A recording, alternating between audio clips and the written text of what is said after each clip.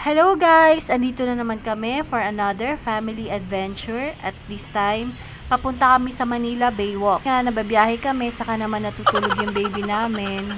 Minsanan lang kasi kami makapunta dito, lalo na pag magbabayad lang kami ng bills, saka lang kami nakakapasyal talaga. Kaya sinusulit na namin yung oras namin pag andito kami.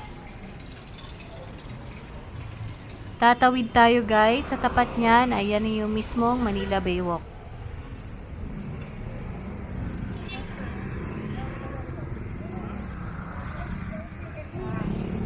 Going to the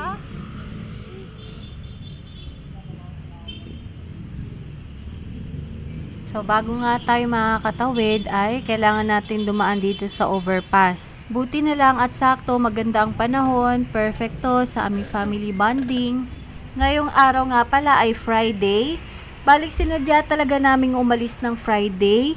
Kasi every Thursday, sarado kasi yung Baywalk sa pagkakaalam namin. Sarado siya ng Thursday. Ilang beses na kaming nakasubok na pumunta. Tapos na taon ng Thursday, sarado. Hindi kami nakapasok.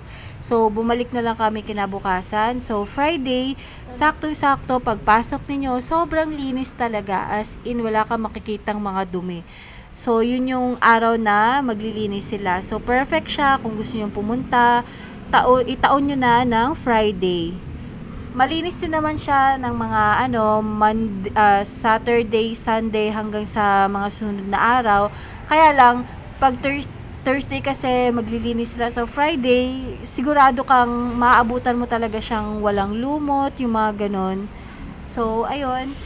Dito rin pala ang isa sa favorite spot namin. Lagi naming naaabutan dito na meron mga vloggers na kumukuha ng videos, pictures dito banda. Kasi tanaw na tanaw mo yung sunset.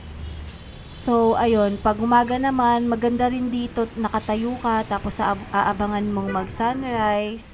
Ang ganda kasi kahit hindi ka pumasok sa loob, ang ganda ng view dito sa labas, dito sa taas. So, ayan na nga, nasa loob na kami. Sakto lang yung tao ngayon, hindi siya sobrang dami.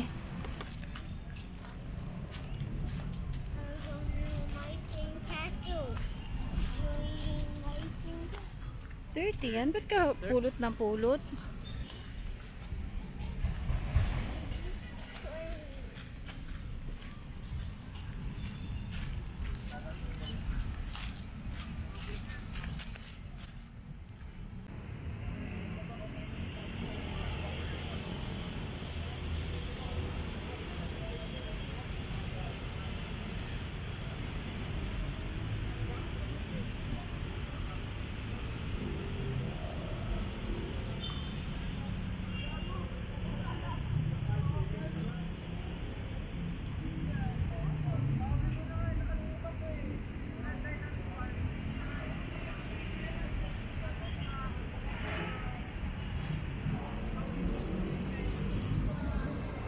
So, ayan, pag narinig nyo yan, ibig sabihin cut-off time na.